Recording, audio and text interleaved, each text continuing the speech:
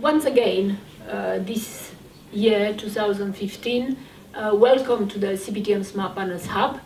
And today, actually, I don't know how the time passed so quickly. It is the last day of January, the first month of 2015. And the first month of this year, we would like to be remembered, more or less, with a very special guest that we have, who is probably, always was, a smart partner who followed probably, or we followed him, we don't know, the limitless opportunities and the risks, the smart partnership way.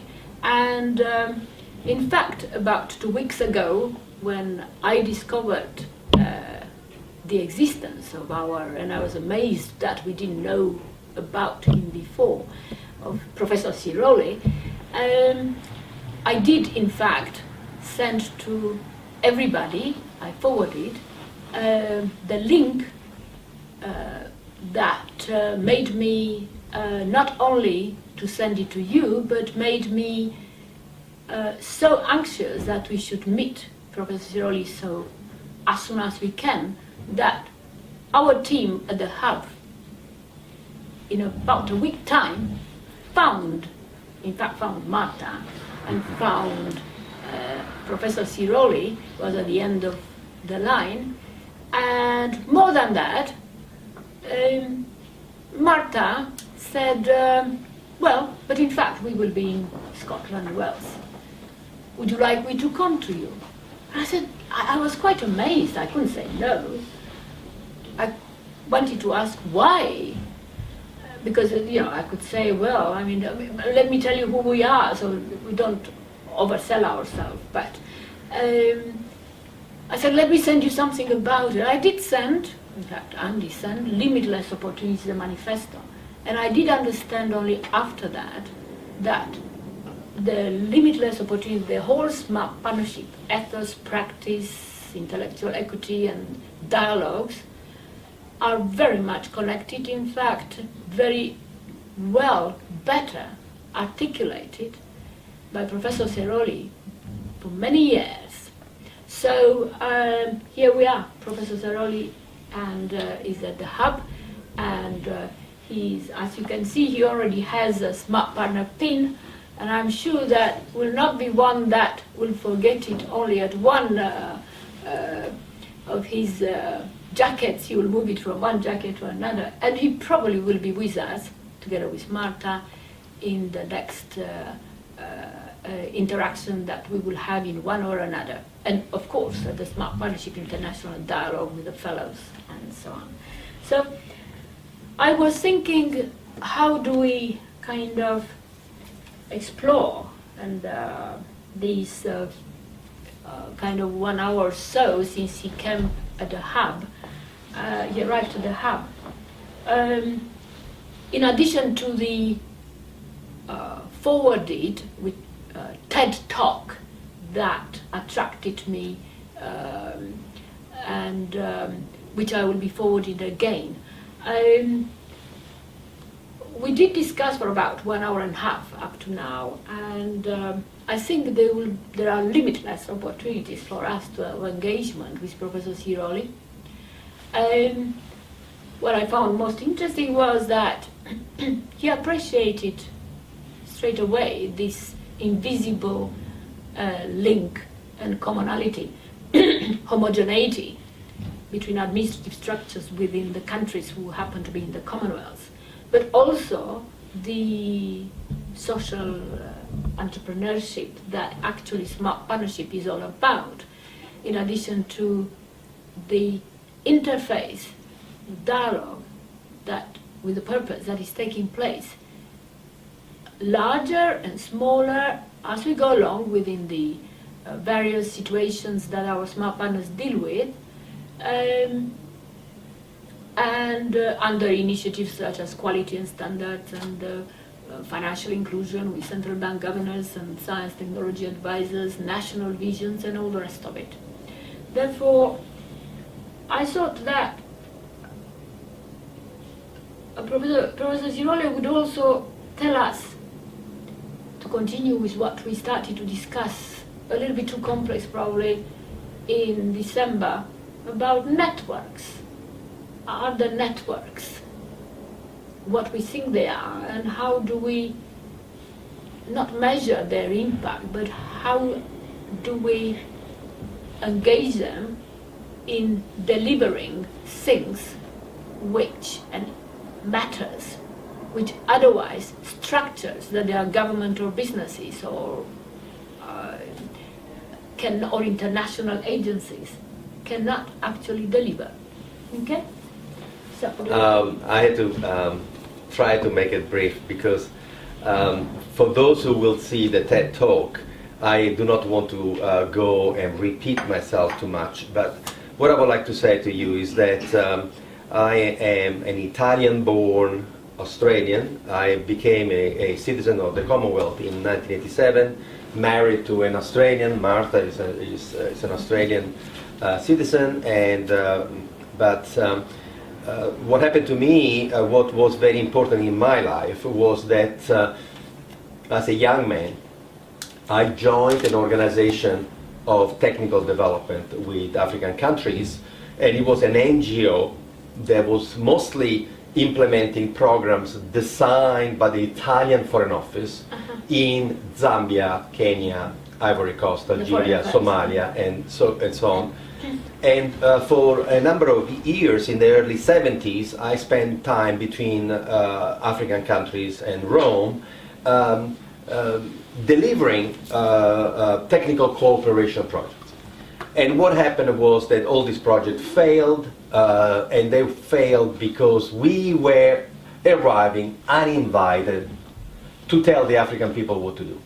And so we parachuted technology, culture, our own ideas onto people who did not wanted what we had to offer.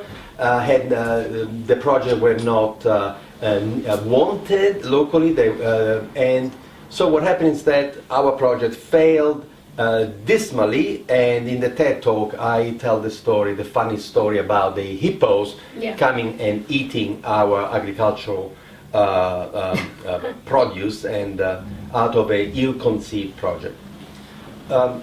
What happened to me was a total... were you living in Italy? At the time I lived in Italy, and what happened to me was a point in my life when I truly understood how incredibly arrogant it was for us to pretend to know the solution of local problems without even having the decency to ask what the problem was. So we would arrive with the solution without knowing what the problem was. How can you have the solution if you don't even have had the decency to ask what the problem is? So this arrogance became the this absolutely horrible mental state where I understood that if we really wanted to do good, we needed to change completely our approach to the development problematique. We needed to really start to rethink how to be of service. And how to be of service, it came to me when I left Rome with a degree in political sciences from Rome University, and I went to Stellenbosch University in Cape Province in South Africa to start a PhD, which then I transferred to Australia with a scholarship. And my study was in the field of responsive development, a kind of development that you do in response to a request by self-motivated, passionate people who have an idea or a need, but they do not know how to transform that idea and need into a solution. And of course, my first, when I started to formulate the idea that we should shut up and listen to passionate local people and respond to the intelligence of local people with the resources and the technologies, I was actually, in a sense, ridiculed at the university because they said to me, Ernesto, how can you listen to people who have no education, no power, no resources? How can you listen to them? The model is that we universities adopt worldwide is that we have know-how inside the university, and then what we do, we use an agent of extension who will extend the knowledge from the university to the people. But you see, we can do that because we have the know-how. And you, Ernesto, are saying that you want to listen to them? And then They do not know what they want. They do not know what they need. Fortunately, I had studied psychology. And I was able to counter the argument of the academics. And I was able to counter the argument because the kind of psychology that I had studied, humanistic psychology, growth psychology, says that every man, every woman, at any given time in their lives, have a wish to improve themselves. It's universal, and therefore I can go. If villagers in a rural community invite me to sit down with them, and I am able to make friends and to shut up long enough to allow the local person to tell me, to become a friend and to tell me what he or she is thinking, I am going to discover the beauty of the human mind. So I have now, it's 30 years where I have invented a profession called enterprise facilitation, where we train local people who are culturally perfectly situated to make friends because they speak the language, they live in the local community. They are trained by us to never initiate, never motivate, simply respond to self-motivated, passionate people who would like to do something in their lives to feed themselves and feed their families. So in 30 years we have worked from politicians at the highest level of government in Australia and premiers, all the way to the fishermen in the community, and the only methodology that we use is shut up, listen to what they want to do and they want to achieve, and then use a network. Then use a network that we, enterprise facilitator, develop. And this network is go on behalf of the person who makes the request. Go and find the perfect resource that can join that individual to transform the dream into an enterprise. And the enterprise could be a social enterprise, a political movement. It could be giving the information that is needed by that person to fulfill what that person wishes. And the dream could be anything from how do we, and these are real examples, how do we respond to primary producers, farmers, horticulturalists, foresters and fishermen who wish to innovate, because the Department of Fishery and the Department of Agriculture only know how to do the mass productions. But what if a fisherman would like to learn how to smoke fish to send smoked fish to Sweden or selling it to the UK? Or what if we want to help people to diversify? If the agriculture department is not dealing with the individual diversification, could we create an organization to do it? So I created the Rural Innovation Center for a government. But at the same time, I'm also, for 30 years, worked with 300 projects around the world where we have an individual trained by us, male, female. We have an individual who lives in the community, listen to what local people want to do, and then help local people go from the isolation to form the team necessary to take that idea all the way to fruition. Is this more connected to entrepreneurship related to business, making something, make this happen? The concept usually the concept of facilitation is universal. You can help to set up a health delivery service that responds. So you could train a girl, a young woman in a community to become the friend of all the women in the community and deliver appropriate messages about health. So that you could have the facilitator for health delivery could be someone who is not a doctor, who's not a nurse, but is somebody who knows when the doctor is coming. Is somebody who knows where to call, who to call in support of that woman who is just giving birth. So the concept of facilitation is spelled out in my first book. My first book is titled Ripples from the Zambezi.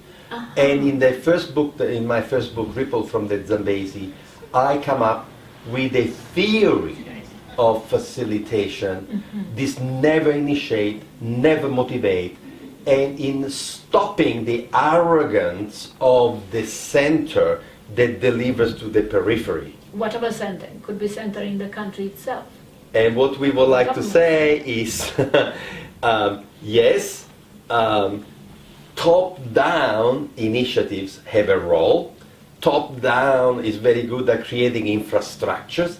Planning is very good at making roads and sewer lines and broadband and electricity. But top-down, you are never going to create the entrepreneurs. Entrepreneurs are not made in boardrooms. So once again, why do we need to create these entrepreneurs? Well, you don't need to create them, they exist. They exist, but they are frustrated, they are dying of solitude. You have the smartest entrepreneurs in Africa who cannot even breathe because they don't have a system in some countries where these entrepreneurs have a person to talk to. And then the world look in amazement at Silicon Valley. In Silicon Valley there is a culture where an entrepreneur can go and have a coffee at Starbucks and the person near will say, so what are you doing? And the person says, oh, I am setting up a startup to look at, and the person will say, oh, my best friend should speak to you. So there is a culture of where the entrepreneur can talk freely because they are celebrated, they are heroes. There is this, we can change the world. And you find out that in some countries the entrepreneur is a woman who cannot even tell the husband what she wants to do because the husband will say, don't be stupid, we cannot do that here. That's it. So it's not that we have to create the entrepreneurs. We have to create a dream catcher.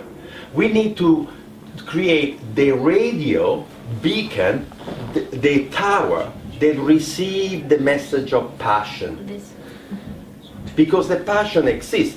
I can go in any community and the local civic leader will take me and will show me someone who started in the basement, started in the kitchen with no money, and now is the most successful person in the community who has changed the culture of that village because of how smart she was, how smart he was.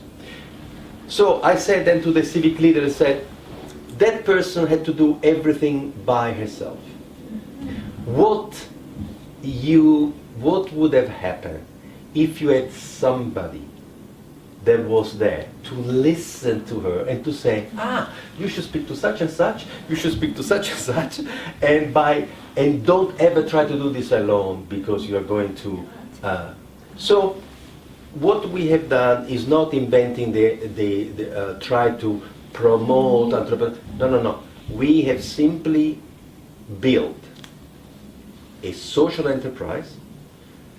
It's a convivial structure where the community provides a free, confidential, caring, competent facilitator who becomes the connector between all the people who want to start things, whether social enterprises like could be health centers, could be non-profit activities, and per profit. So there is someone who becomes the go-to, the family doctor of business, the family doctor of enterprise, where people can call the individual to say, I've seen what you've done with my sister-in-law, I have an idea myself, may I talk to you?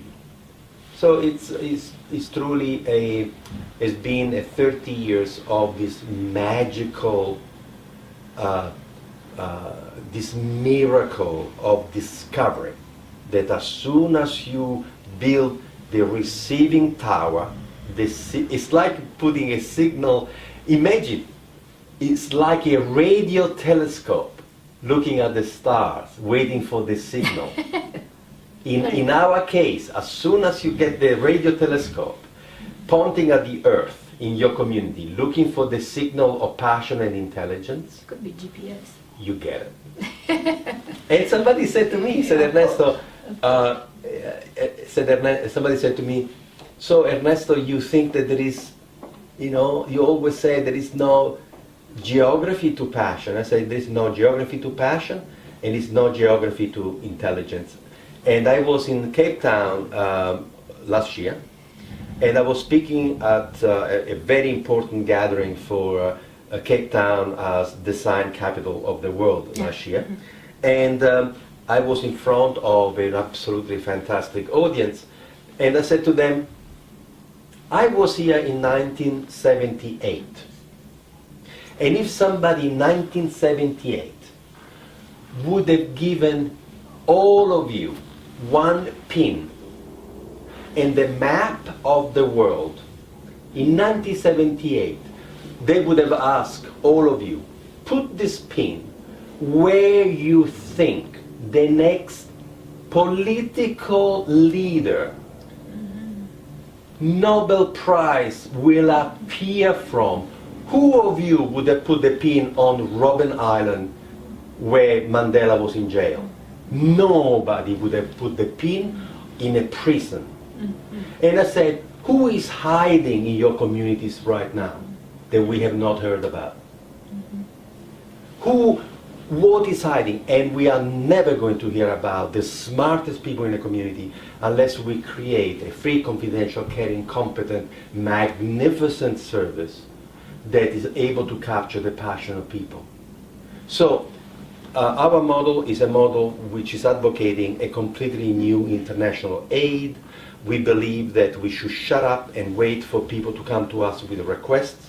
We believe that right now the smartest people, the hungriest people, the greatest entrepreneurs are in parts of the world that have everything to gain from growth. I believe that the so-called first world, the developed world, should never dare show up uninvited to tell anybody what to do. I think that we should stop our cultural arrogance. I think that we should learn how to respond to requests that come from the grassroots. What is, or Ernesto, maybe we could tell you now, you're part of the movement. What is interesting is that, you see, over the years, which is 30 in our case, in particular 20 as a CPTM, but 30, we were also always asked the smart partnership, and I take it that the smart partnership, inverted comma, is kind of an entrepreneurship type that you're promoting, but in a particular mode, in a different framework.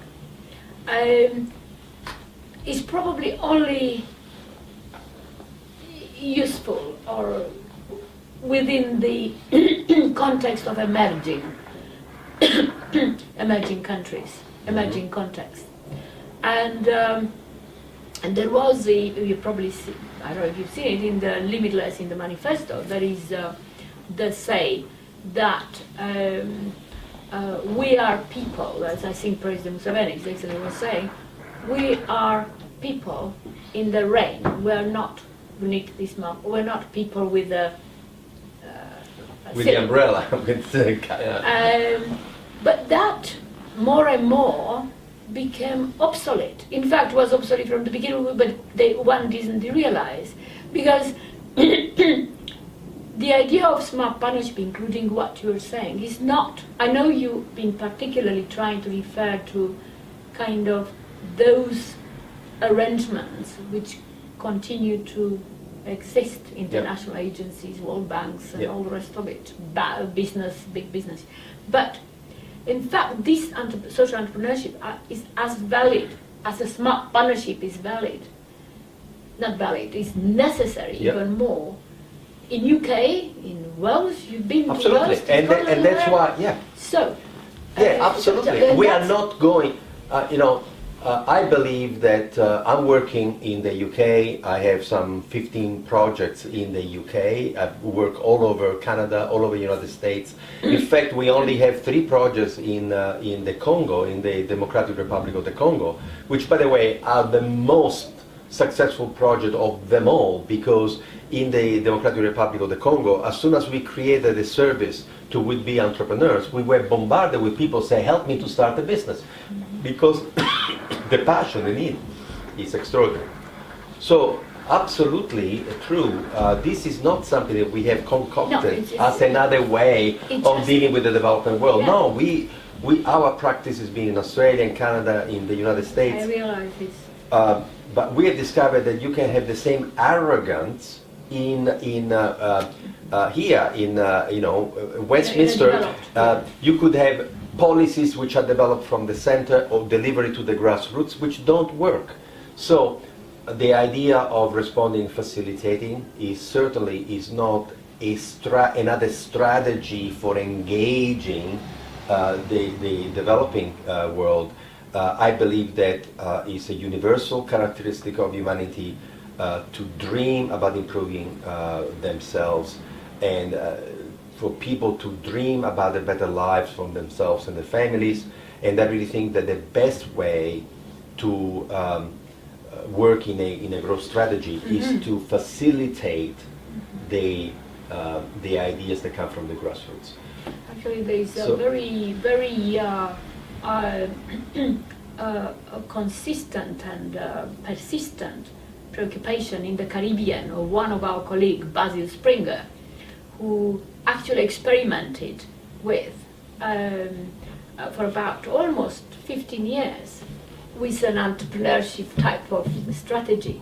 And he will be very interested to converse with you, in addition to so many other groups that we have in Malaysia and South Africa, and in South Africa, in Tanzania, or it's not a typical, in other words, lecture or model which you read in Harvard Business School or in, it's not. So this is what attracted to me, but probably it attracted yourself, or you perceived that there is a resonance between the limitless partnership philosophy and your own approach. Everything starts with a conversation, but the conversation has to be among friends. Unless the person trusts you, the person is not going to tell you what the real needs and the real issues are. So what we do, we create a very, very safe environment. The enterprise facilitator works in confidence with the client. And the same things I discover, in a sense, happen here, where this is a safe space for people to talk, and they engage in a dialogue. And the safe space, the conversation with someone who is a friend of yours, somebody who can open doors for you, somebody who can fund resources, and somebody who can activate a network. So there are some real interesting similarities, intellectual, there's an intellectual simplicity. No, I wanted to talk about simpatico. There is an intellectual... in our case, we call it smart, but that's not partnership, but it's simpatico. Simpatico is quite... Myself have a problem to explain why it's important to have a view at any time of this basket of preoccupation in a large group. Because our group is not a group which is closed. You never keep it closed. We have very great difficulty to say members and not members, because the issue of members is not more valid. So I would like to discuss further with you, to explore from now on quite a number of things where we are, which we need to having them better articulated by yourself, but this is for yourself. Thank you very Many much. ideas. Thank you very much. That we have, which are. Thank you very much. I want to be, they are only signals. Consider me, will consider me explain. from now on. Consider our organization a friend.